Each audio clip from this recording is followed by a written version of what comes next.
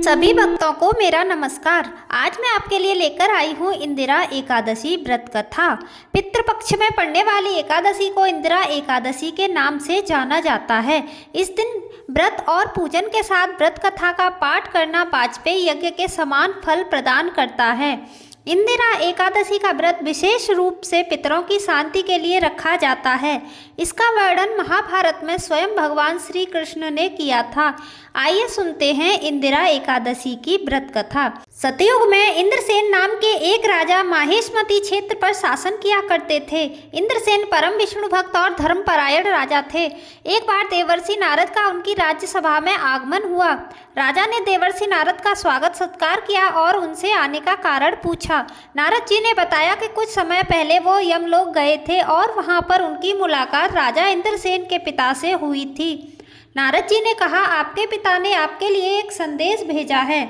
उन्होंने कहा है कि उनके जीवन काल में एकादशी का व्रत भंग हो जाने के कारण उन्हें अभी तक मुक्ति नहीं मिली है और उन्हें यमलोक में ही रहना पड़ रहा है। उन्होंने कहा कि जाकर मेरे पुत्र और संतति से कहिएगा कि यदि वो अश्विन कृष्ण पक्ष की इंदिरा एकादशी का व्रत रखें तो उसके भाग से मुझे मुक्ति मिल जाएगी। नारद मुनि की बात सुनकर राजा इंद्रसेन ने व्रत करने का विधान पूछा और व्रत करने का संकल्प लिया।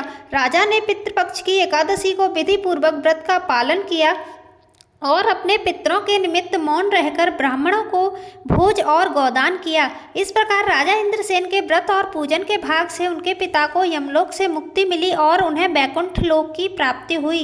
इस दिन से ही इस व्रत का नाम इंदिरा एकादशी पड़ गया और इंदिरा एकादशी का व्रत करने से पुण्य के कारण राजा इंद्रसेन को भी अपनी मृत्यु के बाद स्वर्गलोक की प्राप्ति हुई थी। पितृपक्ष में पड़ने वाली इस इंदिरा एकादशी के व्रत से पितरों को मुक्ति मिल जाती है और आपको उनका आशीर्वाद मिलता है। इंदिरा एकादशी के दिन सुबह जल्दी उठकर स्नान करने के बाद सूर्य देव को अर्घ्य दें और फिर भगवान विष्णु का ध्यान करके व्रत का संकल्प करें। अपने पितरों को याद करते हुए भगवान विष्णु की तस्वीर पर गंगाजल, पुष्प, रोली और चावल का भोग लगाएं और यह ध्यान रखें कि भगवान के भोग में तुलसी की पत्ती को जरूर रखें।